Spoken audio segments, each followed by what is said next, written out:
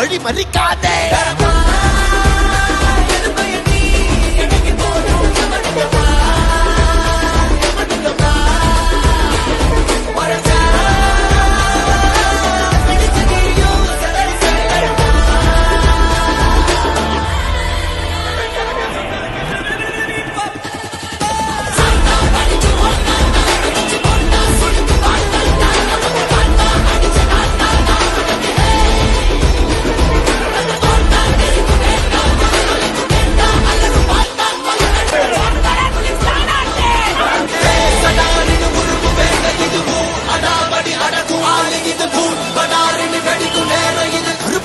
വഴി മറിക്കാതെ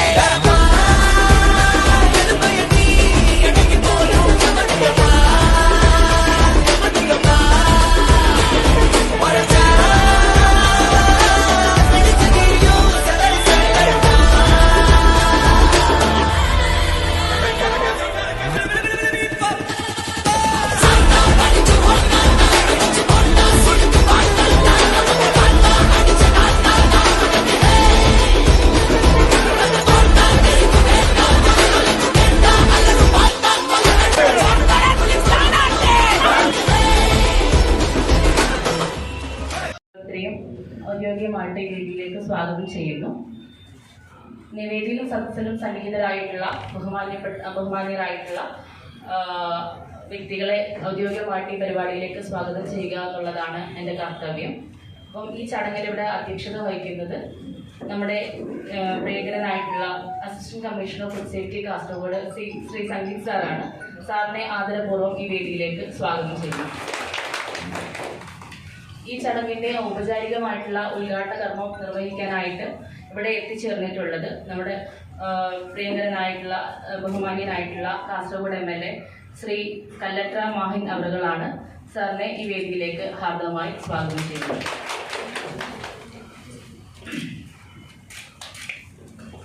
വിതരണവും എന്ന വിഷയത്തിൽ ആദ്യത്തെ ക്ലാസ് കൈകാര്യം ചെയ്യുന്നത് നോഡൽ ഫുഡ് സേഫ്റ്റി ഓഫീസറായ ഡോക്ടർ ആദിത്യൻ സാറാണ്. സാറിനെ വേദിയിലേക്ക് ഹാർദവമായി സുരക്ഷാ അസിസ്റ്റന്റ് കമ്മീഷണർ ശ്രീ സംഗീത് സാറിനെ വേദിയിലേക്ക്. അവിടെയും പറയുന്നത് ഓണം ആഘോഷിക്കണമെന്നല്ല, ഉണ്ണണം എന്നാണ് അല്ലേ.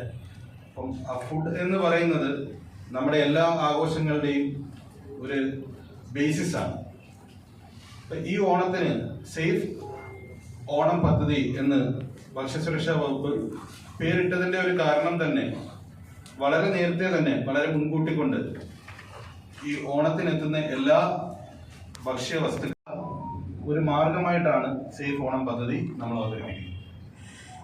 എല്ലാ വർഷവും ഓണക്കാലത്ത് നമ്മൾ സ്കോഡുകൾ നടത്താറുണ്ട്. അതിനൊക്കെ വളരെ മുന്നോടിയായി തന്നെയാണ് ഇത്തവണ നമ്മുടെ പ്രോഗ്രാമുകൾ സ്റ്റാർട്ട് ചെയ്തിട്ടുള്ളത്. എനിക്ക് ഇവിടെ 3 കാറ്റഗറി ഉള്ള ഫുഡ് ബിസിനസ് ഓപ്പറേറ്റേഴ്സ് ആണ് ഇവിടെ ഉള്ളത്. ഒന്ന് ബേക്കേഴ്സ്, മറ്റൊന്ന് ഹോട്ടലിയേഴ്സ്, റെസ്റ്റോറൻറ്റ്, അതേപോലെ തന്നെ കാറ്ററിംഗ്. ഈ 3 വിഭാഗക്കാരും നമ്മുടെ ഭക്ഷണം, ഓണത്തിനുള്ള ഭക്ഷണം സേഫ് ആക്കാൻ വളരെ വളരെ ഇമ്പോർട്ടൻസ് നിർവഹിക്കേണ്ടവരാണ്. ഞാൻ ഒരു കാര്യം പറയാം. ഇന്നത്തെ ന്യൂസ് പേപ്പറിൽ തന്നെ നമുക്കുണ്ടായിരുന്നു. അതായത് നമ്മൾ ഒരു കൺസ്യൂമർ സ്റ്റേറ്റ് ആയതുകൊണ്ട് ഭക്ഷ്യവസ്തുക്കൾ അധികവും പുറത്തെ സംസ്ഥാനങ്ങളിൽ നിന്നാണ് എത്തുന്നത്. ഇപ്പം ആന്ധ്രാപ്രദേശിലെ ഈസ്റ്റ് ഗോദാവരി ഡിസ്ട്രിക്റ്റിലെ ഫാമേഴ്സ് സ്ട്രൈക്കിൽ പോയാലും നമ്മുടെ നാട്ടിൽ അരി കിട്ടാനുള്ള ഇഷ്യൂ ഉണ്ട്. ഇപ്പോഴത് ഓൾറെഡി അരിയുടെ പ്രൈസ് റൈസ് ഒക്കെ സ്റ്റാർട്ട് ചെയ്ത് കഴിഞ്ഞു. ഇപ്പൊ നമ്മൾ ഈ മറ്റ് സംസ്ഥാനങ്ങളിൽ നിന്ന് നമ്മളിലേക്ക് എത്തുന്ന ഓരോ ഇൻഗ്രീഡിയൻസും, അത് അരി തൊട്ട് ഉപ്പ് എന്തും ആയിക്കോട്ടെ, നമ്മൾ ചേർക്കുന്ന ജാഗറി, ഇതിന്റെ എല്ലാം തന്നെ സുരക്ഷ ഉറപ്പുവരുത്തുക എന്നുള്ളത് നമ്മളെപ്പോലെ തന്നെ നിങ്ങളുടെ ഓരോരുത്തരുടെയും ഉത്തരവാദിത്തമാണ്. ഫുഡ് സേഫ്റ്റി ഈസ് എവരിവൺസ് ബിസിനസ് എന്നാണ് FSSAയുടെ പഞ്ചായത്ത്. അത് നമ്മുടെ മാത്രം ഉത്തരവാദിത്തമല്ല, നമ്മുടെ എല്ലാവരുടെയും കൂട്ടുത്തരവാദിത്തമാണ്. ഈ ഹോട്ടൽ റെസ്റ്റോറന്റ് മേഖലയെ പറ്റി പറയുമ്പോൾ ഞാൻ കഴക്കൂട്ടത്താണ് താമസിക്കുന്നത്. അത് ടെക്നോ പാർക്ക്, കൂടുതൽ IT മേഖലയുള്ള ഒരു സ്ഥലത്താണ് ഞാൻ 10-15 വർഷമായി താമസിക്കുന്നത്. അപ്പൊ ഇന്ന് മാറുന്ന നമ്മുടെ ന്യൂക്ലിയർ ഫാമിലി, ഓണം എന്ന് പറയുന്നതിന് ഒരു ഫെമിലിയൽ എലിമെന്റ് ഉണ്ട് അല്ലെ. നമ്മള് ഏത് വിദേശത്താണെങ്കിലും നമ്മളെ കുടുംബത്തിലെ തറവാട്ടിൽ എത്തുന്ന ഒരു സമയമാണ് ഓണം. നമ്മളെല്ലാവരും ആഘോഷിക്കുന്ന ഇതാണ്. അതിൽ നിന്നൊക്കെ ഒരുപാട് മാറ്റം ഇന്ന് സംഭവിച്ചിരിക്കുന്നു. ഓണം, ഈ പറഞ്ഞ പോലെ ഓണം സദ്യ തന്നെ ഇന്ന് അല്ലെ, ഹോട്ടലിലുള്ള വ്യവസായത്തിലുള്ളവർക്ക് അറിയാം. പോയ ഒരു 4-5 വർഷത്തിനിടെ സദ്യ ഇടയ്ക്ക് മേടിക്കുന്ന 11 മണിക്കാണെങ്കിൽ ഭക്ഷണം കഴിക്കുന്ന ചിലപ്പോൾ 3 മണിക്കായിരിക്കും. അപ്പൊ അത്തരത്തിൽ ഫുഡ് പോയ്സണിങ് ഉണ്ടാവാനുള്ള സാഹചര്യങ്ങൾ ഒരുപാടുണ്ട്. അപ്പൊ പാർസലുകളിൽ നിർബന്ധമായിട്ടും നിങ്ങൾ ലേബൽ, നമ്മളെ കേരള ഗവൺമെന്റ് പറഞ്ഞിരിക്കുന്ന പാർസൽ ലേബൽ സ്റ്റിക്കർ ഒട്ടിച്ച് തന്നെ വേണം പാർസൽ ഈ ഒരു സമയത്ത് മാത്രമല്ല എല്ലായ്പ്പോഴും നൽകാം. അതേപോലെ തന്നെ പലപ്പോഴും നമ്മൾ എടുക്കുന്ന പച്ചക്കറികൾ നമ്മൾ അപ്രൂവ്ഡ് വെൻഡേഴ്സിൽ നിന്നാണോ നമ്മുടെ റോ മെറ്റീരിയൽസ്, അരി, മറ്റ് സാധനങ്ങൾ, ഇതെല്ലാം അപ്രൂവ്ഡ് ആയിട്ടുള്ള വെൻഡേഴ്സിൽ നിന്നായിരിക്കണം നമ്മൾ എടുക്കേണ്ടത്. ഓണക്കാലമാണ്, ധാരാളം പുതിയ പുതിയ മാനുഫാക്ചറേഴ്സ് വരും, മറ്റ് സ്റ്റേറ്റിൽ നിന്നുള്ള ഡിസ്ട്രിബ്യൂട്ടേഴ്സ് വരും. കൂടുതലും വെളിച്ചെണ്ണ, ജാഗറി, ഈ ധാന്യങ്ങൾ, ഇതെല്ലാം നമ്മുടെ ഹോട്ടലിലേക്ക് നേരിട്ട് അവർ വന്നിട്ട്, അല്ലെങ്കിൽ നമ്മുടെ സ്ഥാപനത്തിലേക്ക് നേരിട്ട് വന്നിട്ട് വളരെ വില കുറച്ച് നൽകാനുള്ള സാധ്യതയുണ്ട്. നമ്മളിത് മനസ്സിലാക്കേണ്ട ഒരു കാര്യം എന്ന് വെച്ച് കഴിഞ്ഞാൽ, അത്തരത്തിൽ വില കുറച്ച് നൽകുന്ന സാധനങ്ങൾ പലപ്പോഴും ക്വാളിറ്റി കുറഞ്ഞതായിരിക്കും. നിങ്ങളുടെ എക്സ്പീരിയൻസിൽ നിന്നുകൊണ്ട് എപ്പോഴും നമ്മൾ ഇത്തരത്തിലുള്ള റോ മെറ്റീരിയൽസ് നമ്മൾ പർച്ചേസ് ചെയ്യുമ്പോൾ വളരെ ഇമ്പോർട്ടന്റ് ആയിട്ടും ആ റോ മെറ്റീരിയൽസ് ക്വാളിറ്റി ഉള്ളതാണെന്ന് ഉറപ്പുവരുത്തണം. ഫോർ എക്സാമ്പിൾ ഞാൻ പറയാം, ശർക്കര വരട്ടി സേഫ് ആയിട്ട് വരാനുള്ള സാധ്യതയുണ്ട്. അത് നിങ്ങളുടെ പ്രശ്നം കൊണ്ടല്ല. അതിൽ ചേർക്കുന്ന ശർക്കര ചിലപ്പോൾ ആരെങ്കിലും വഴിയിൽ കൊണ്ടുവന്ന്, വണ്ടിയിൽ വാനിൽ കൊണ്ടുവന്ന് ചാക്കിൽ തന്നതായിരിക്കും. ശർക്കരയിലൂടെ ശർക്കര വരട്ടി അൺസേഫ് ആവാം. അപ്പൊ ഇത് ഞാനൊരു എക്സാമ്പിൾ പറഞ്ഞതാണ്. അത് റീസെന്റ് ആയിട്ട് കണ്ട കാറ്ററിംഗിലുള്ള ഇൻസിഡൻസിൽ എല്ലാം തന്നെ മനസ്സിലാക്കുന്നത്, കാറ്ററിംഗുകാർ ഏതെങ്കിലും ഒരു ഓഡിറ്റോറിയത്തിലോ അല്ലെങ്കിൽ ഒരു സ്ഥലത്ത് വെച്ചായിരിക്കും ഇത് ചെയ്യുന്നത്. തൊട്ടപ്പുറത്തെ വീട്ടിലെ കിണറ്റിന്നോ മറ്റൊരു വീട്ടിലെ കിണറ്റിന്നോ ഒക്കെ വെള്ളം എടുത്തിട്ടായിരിക്കും ചെയ്യുന്നത്. ആ കിണർ ഒരിക്കലും വൃത്തിയാക്കാത്തതോ അല്ലെങ്കിൽ ആ രീതിയിൽ വെള്ളം ഒന്നും ടെസ്റ്റ് ചെയ്യാത്ത ഒരു കിണറായിരിക്കും. അങ്ങനെയാണ് ഇപ്പം റീസെന്റ് ഇവിടെ നീലേശ്വരത്ത് ഒരു ഇൻസിഡന്റ് ഉണ്ടായി. നീലേശ്വരത്തെ ഇൻസിഡന്റ് കഴിഞ്ഞ ആഴ്ചയാണ് ഉണ്ടായത് ഒരുപാട് പേർക്ക്. അതിൽ നിന്ന് നമ്മൾ മനസ്സിലാക്കുന്നത്, അയലത്തുള്ള കുറച്ച് കിണറിൽ നിന്നാണ് ഇവര് വെള്ളം എടുത്തിട്ടാണ് കാറ്ററിംഗ്, ഒരു വീട്ടിൽ വന്ന ഒരു ഫംഗ്ഷൻ ആണ്, ഒരുപാട് പേർക്ക് 10-200 പേർക്കോളം ഫുഡ് പോയ്സണിങ് ഉണ്ടായത്. അപ്പം ഇത്തരത്തിലുള്ള കാര്യങ്ങൾ കാറ്ററിംഗുകാർ ശ്രദ്ധിക്കണം. അതേപോലെ തന്നെ എനിക്ക് വ്യക്തമായിട്ട് അറിയാവുന്ന ഒരു കാര്യം എന്ന് വെച്ച് കഴിഞ്ഞാൽ, ഈ ഫുഡ് പോയ്സണിങ് എപ്പോഴും നമ്മൾ സദ്യയുടെ ഏറ്റവും ലാസ്റ്റ് കൊടുക്കുന്ന സാധനമാണ് അല്ലേ, മറ്റേ പച്ചമോര്. ലാസ്റ്റ് നമ്മുടെ സദ്യക്ക് ഒരു ക്രമം ഉണ്ടല്ലോ, ആ സദ്യയുടെ ലാസ്റ്റ് ആണ് മോര് കൊടുക്കുന്നത്. അപ്പൊ പലപ്പോഴും അതുവരെ നമ്മൾ കൊടുത്തിരുന്ന സാധനങ്ങളെല്ലാം സേഫ് ആയിരിക്കും. ലാസ്റ്റ് കൊടുക്കുന്ന മോരിൽ നിന്നാണ് അൺസേഫ് കിട്ടിയിട്ടുള്ളത്. കൊല്ലത്ത് സംഭവിച്ചിട്ടുണ്ട്, ഗുരുവായൂർ സംഭവിച്ചിട്ടുണ്ട്. കാരണം ഈ മോര് പുറത്തുനിന്ന് വരുന്നതാണ്, പലപ്പോഴും തമിഴ്നാട്ടിൽ നിന്ന് മറ്റൊക്കെ വരുന്നത്. ഒന്ന് അതിന്റെ ഒരു പ്രശ്നം ക്വാളിറ്റിയുടെ, രണ്ട് ആ ഓഡിറ്റോറിയത്തിലെ വെള്ളമായിരിക്കും വെച്ചായിരിക്കും ഇത് മിക്സ് ചെയ്യുന്നത്. അപ്പം ഇത്തരത്തിൽ നമ്മൾ വെള്ളത്തിന്റെ കാര്യത്തിൽ വളരെ സൂക്ഷിക്കേണ്ടതാണ് ഈ കാറ്ററിംഗുകാർ. അതേപോലെ ഇങ്ങനെയുള്ള വിഷയങ്ങൾ, പിന്നെ പ്ലാസ്റ്റിക് ഇല പോലുള്ള സാധനങ്ങൾ കൊടുത്ത് ദയവീതാരും സദ്യനെ മോശപ്പെടുത്തരുതും. ഇനി ബേക്കേഴ്സിനോട് എനിക്ക് പറയാനുള്ളത്, ബേക്കേഴ്സിന്റെ ഇൻഗ്രീഡിയൻസ് പലപ്പോഴും ബേക്കറി സമയത്ത്, ബേക്കറി ഈ ഓണം കാലത്ത് ബേക്കറിയിൽ കൂടുതൽ മാനുഫാക്ചറിങ് ഉണ്ട് ഒരു സമയമാണ്. ചിപ്സ്, അതേപോലെ ധാരാളം സ്നാക്സ്, ഇതൊക്കെ നമ്മൾ പലപ്പോഴും ഒരു ഫെസ്റ്റിവലിന്റെ സമയത്ത് അങ്ങോട്ടും ഇങ്ങോട്ടും ഒക്കെ കൈമാറുന്ന ഒരു സംഭവമാണ്.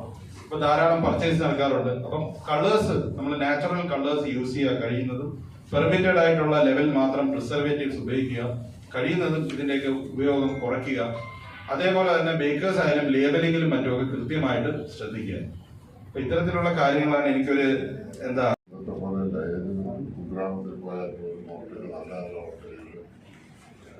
വളരെ ഗുണപരമായിട്ടുള്ള സമയമാണ് കാണുന്നത്. പലതും പകുതി വഴിയിൽ വെച്ച് കൂട്ടിപ്പോകുന്നതാണ്. പലരും നല്ല കച്ചവടമുള്ള സ്ഥാപനങ്ങളായി മറ്റു സാധനം. ഇപ്പൊ മിക്കവാറും എല്ലാവരും ഹോട്ടലുകളിൽ നിന്നാണ് ഭക്ഷണം കഴിക്കുന്നത് എന്നത്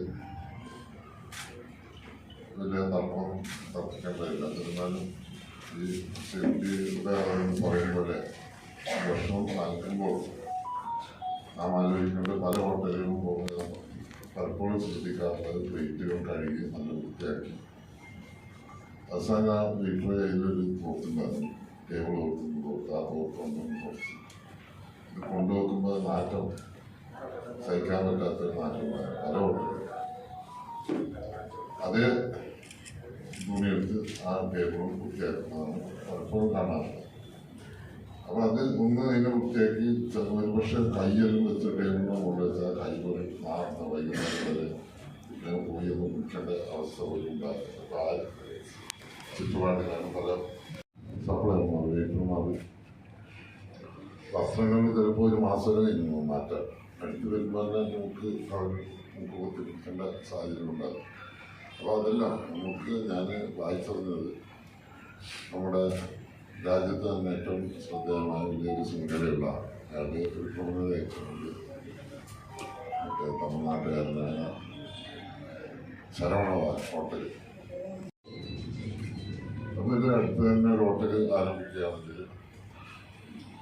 എല്ലാവർക്കും കുറേ തൊഴിലാളികൾ ഇങ്ങനെ പോകുന്നത് കണ്ടുകൊണ്ട് തൊഴിലാളികൾക്ക് വർഷം ലഭ്യമാക്കാനും കച്ചവടം ഉണ്ടാകാനുള്ള സാധ്യത ഉണ്ട് എന്ന് പറഞ്ഞു. ആ തെരുവിൽ തന്നെ അദ്ദേഹം താമസിച്ചുകൊണ്ടിരുന്ന തൊഴിൽ ഹോട്ടലിന് ആ തെരുവിൽ തന്നെ ഒരു ചെറിയ കടമുറി വാടകയ്ക്ക് എടുത്തുകൊണ്ട് ഒരു ഹോട്ടൽ ആരംഭിക്കുക. അപ്പോൾ ഹോട്ടൽ കൊടുത്ത് വസ്ത്രങ്ങൾ മാറ്റി പൊട്ട് ഒരു വെജിറ്റേറിയനായിരുന്നു പൊട്ട് തൊട്ട് നല്ല ശുദ്ധിയോടുകൂടി ആളുകൾ വീട്ടുമാർ രാവിലെ ഉച്ചകഴിഞ്ഞ്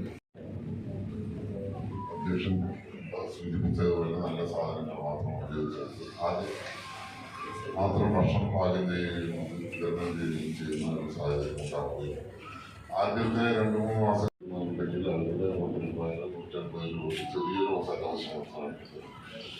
അപ്പോൾ അങ്ങനെ നല്ലൊരു പേരും പ്രശസ്തി ഉണ്ടായാലും എല്ലാവർക്കും നല്ല രീതിയിൽ കച്ചവടം മുന്നോട്ട് കൊണ്ടുപോകാൻ സാധിക്കും. ഇത് പലപ്പോഴും പലരും നമ്മുടെ ഈ കാസർഗോഡ് ഭാഗങ്ങളിൽ മാത്രമല്ല പല ഭാഗങ്ങളിലും കടമായാണ് ഹോട്ടൽ ആരംഭിച്ചത്. പിന്നീട് 2 മാസത്തിന് ശേഷം കച്ചവടം വിദേശത്തിന്റെ കച്ചവടം കൂടുകയും ഇന്ന് ലോകത്തെമ്പാടും നിരവധി ഔട്ട്ലെറ്റുകളുടെ ഒരു ശൃംഖലയായി അതിനെ മാറ്റിയെടുക്കാൻ സാധിച്ചത് നല്ല ക്വാളിറ്റിയുള്ള ഭക്ഷണങ്ങളും അതുപോലെ ശുദ്ധമായ അന്തരീക്ഷത്തിൽ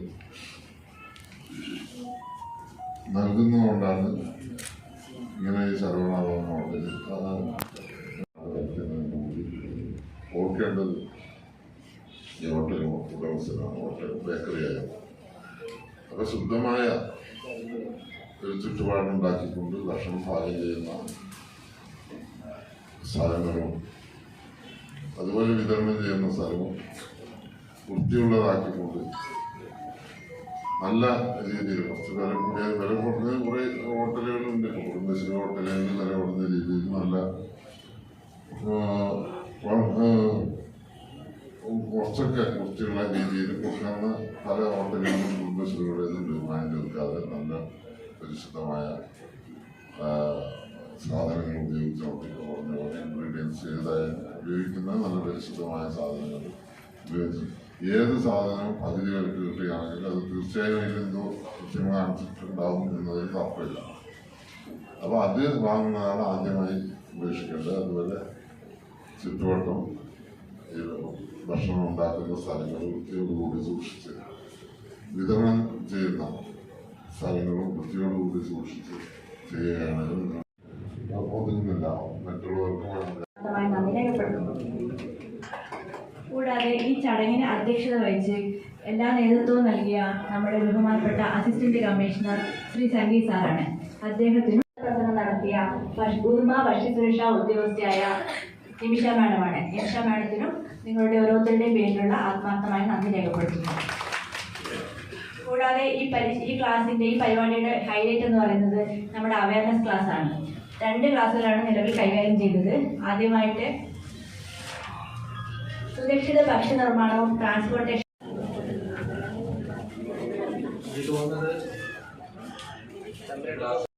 എല്ലാവരും ചെയ്ത റിപ്പോർട്ട് ഉണ്ടായിരിക്കണം. ഇത് നിങ്ങൾ ഒന്നും കൂടെ പരിശോധിക്കണം. ഈ പറഞ്ഞ പോലെ ഓണം വരികയാണ്, കുറച്ച് കച്ചവടം കൂടുന്ന ടൈമാണ്, ആൾക്കാർ കൂടുന്ന ടൈമാണ്, ആൾക്കാർ മാർക്കറ്റിലേക്ക് ഇറങ്ങുന്ന ഒരു സമയമാണ്. അപ്പോൾ ഈ വെള്ളത്തിൻ്റെ പേപ്പറിലും കൃത്യമായിട്ടുണ്ട്, ഇല്ലെങ്കിൽ അതിൽ നിന്ന് തന്നെ പോയിട്ട് ടെസ്റ്റ് ചെയ്ത് ഉറപ്പ് വരുത്തുക. അതുപോലെ തന്നെ മെഡിക്കൽ ഫിറ്റ്നസ് എല്ലാവർക്കും ഉറപ്പ് വരുത്തുക.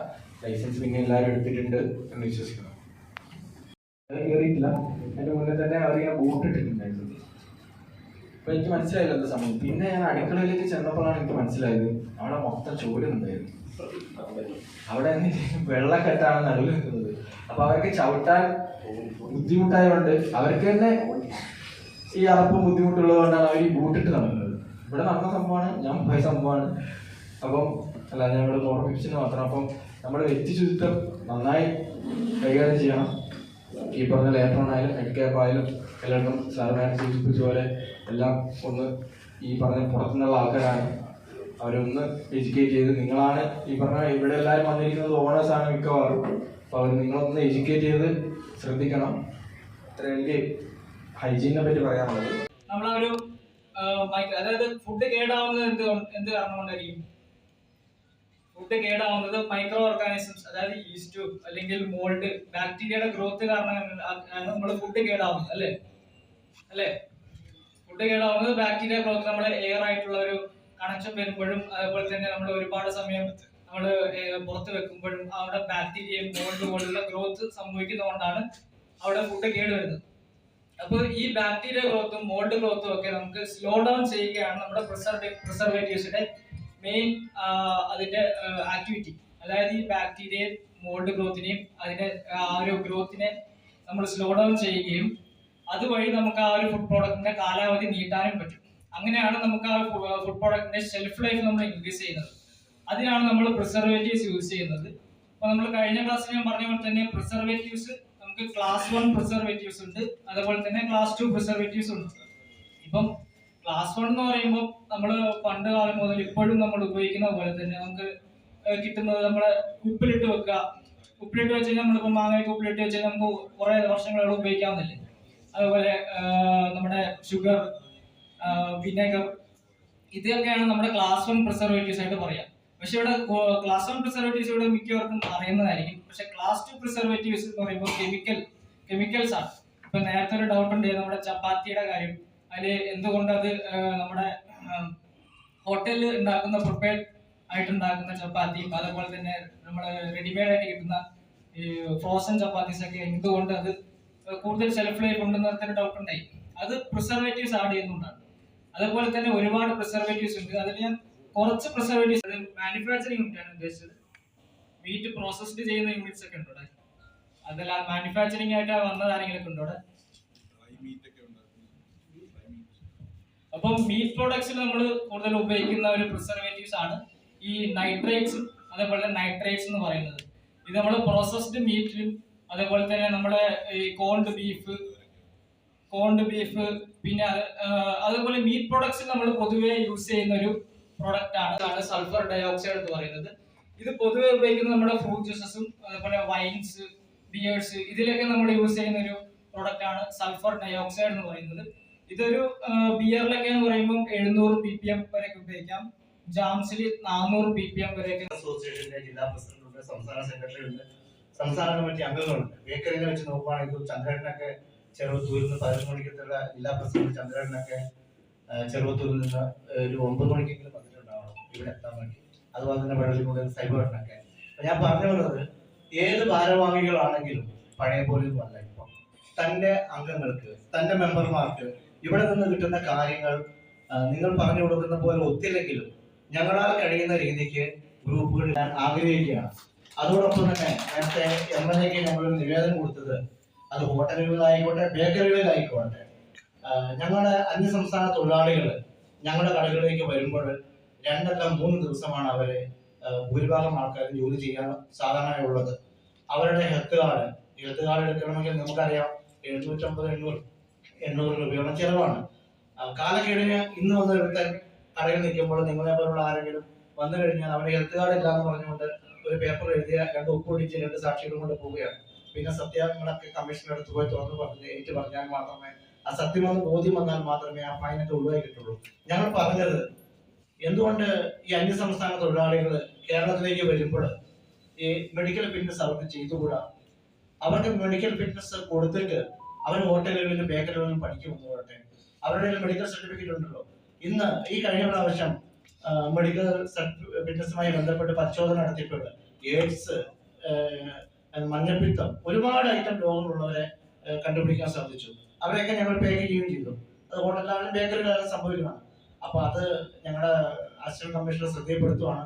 സംസ്ഥാന ഫുഡ് സേഫ്റ്റി കമ്മീഷണറുടെ മീറ്റിംഗിൽ വെച്ച് സാർ ഈ കാര്യം ഒന്ന് അവിടെ അവതരിപ്പിക്കണം. എന്തുകൊണ്ട് സർക്കാർ തലത്തിൽ തന്നെ ഇവർ കേരളത്തിലേക്ക് വരുമ്പോൾ തന്നെ ഈ ഒരു പരിശോധന നടത്തി അവർക്ക് സർട്ടിഫിക്കറ്റ് കൊടുക്കാമല്ലോ.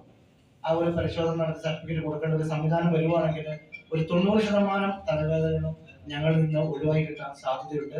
പ്രത്യേകമായി ഒന്നും പറയുന്നില്ല, സമയം അതിക്രമിച്ചു. വയറിന്റെ വിളികൾ തുടങ്ങി, വയറിന്റെ ഉള്ളിൽ നിന്ന് വിളികൾ തുടങ്ങി കഴിഞ്ഞു എല്ലാവർക്കും. ഹിന്ദു മുസൽമാനും ക്രിസ്ത്യാനിയും നിന്റെ തന്നുടെ മക്കളെന്നോർത്തിടണം. എന്തിനാണ് ഇത്ര കോലാഹലം? നമ്മളൊന്നിച്ചു കൈകളെ കോർത്തിടണം.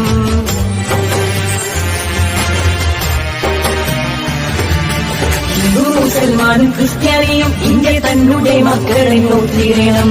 എന്തിനാണ് യുദ്ധ കോലാഹലം, നമ്മൾ ഒന്നിച്ചു കൈകളെ കോർത്തിടണം. ക്രിസ്തുവും കൃഷ്ണനും നബിയും പറഞ്ഞുള്ള സൗഹാർദ്ദ പാതയിൽ നീങ്ങിടണം. ക്രിസ്തുവും കൃഷ്ണനും നബിയും പറഞ്ഞുള്ള സൗഹാർദ്ദ പാതയിൽ നീങ്ങിടണം. അകവെടിയണം, കനലൊടുങ്ങണം, ഇനി സ്നേഹം നിറയണം. ഇതിഹാസ ഭാരതത്തിൽ സംസ്കാരം കാക്കണം. അകവെടിയണം, കനലൊടുങ്ങണം, ഇനി സ്നേഹം നിറയണം. മുസൽമാനും ഇന്ത്യ തന്നെ മക്കളെ നോക്കിടണം. എന്തിനാണ് യുദ്ധ കോലാഹലം, നമ്മൾ ഒന്നിച്ചു കൈകളെ കോർത്തിടണം.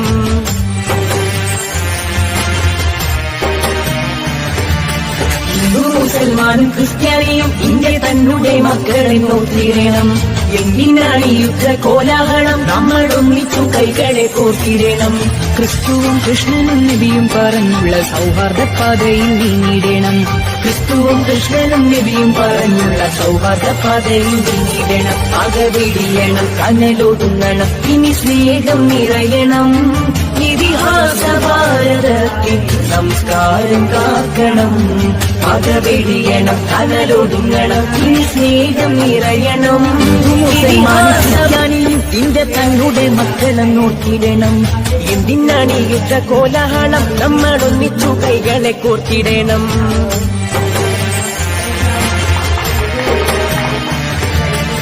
മുസൽമാനും ക്രിസ്ത്യാനിയും ഇന്ത്യ തന്നെ മക്കളെ നോക്കിടണം.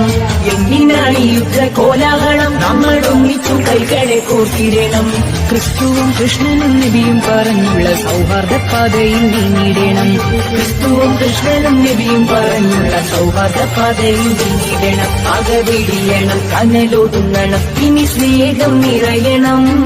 ഇതിഹാസ ഭാരതത്തിൽ സംസ്കാരം കാക്കണം. അകവെടിയണം, കനലൊടുങ്ങണം, ഇനി സ്നേഹം നിറയണം. മുസൽമാനും ഇന്ത്യ തന്നെ മക്കളെ നോക്കിടണം. എന്തിനാണ് യുദ്ധ കോലാഹലം, നമ്മൾ ഒന്നിച്ചു കൈകളെ കോർത്തിടണം.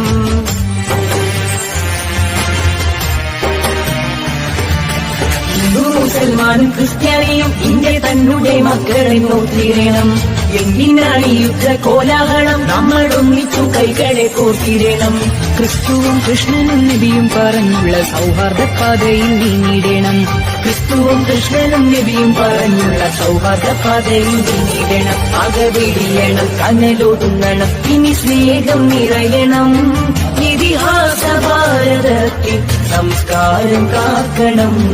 അകവെടിയണം, കനലൊടുങ്ങണം, ഇനി സ്നേഹം നിറയണം. ഇന്ത്യ തന്നെ മക്കളെ നോക്കിടണം. എന്തിനാണ് യുദ്ധ കോലാഹലം, നമ്മൾ ഒന്നിച്ചു കൈകളെ കോർത്തിടണം.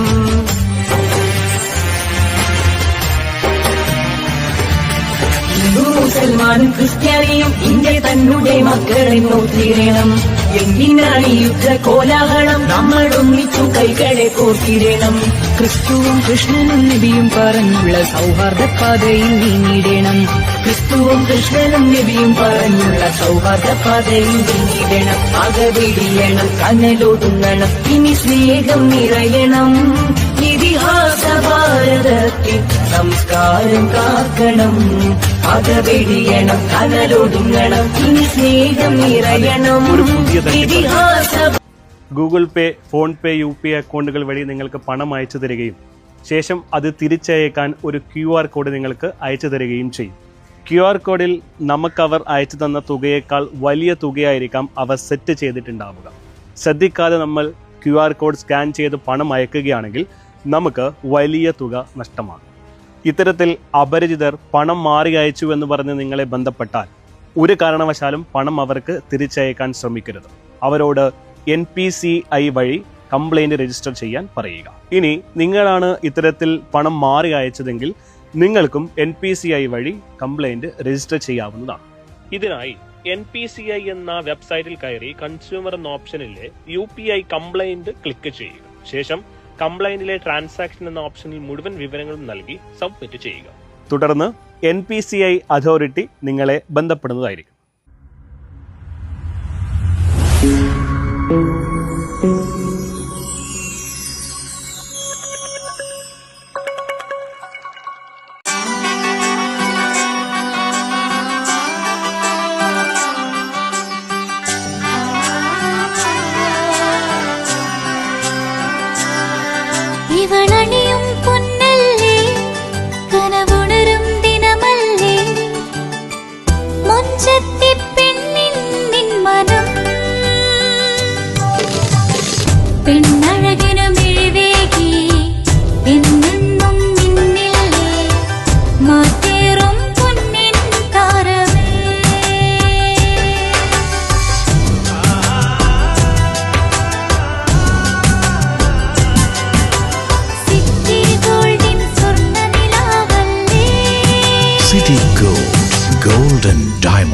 Kerala and Karnataka, the glow of purity.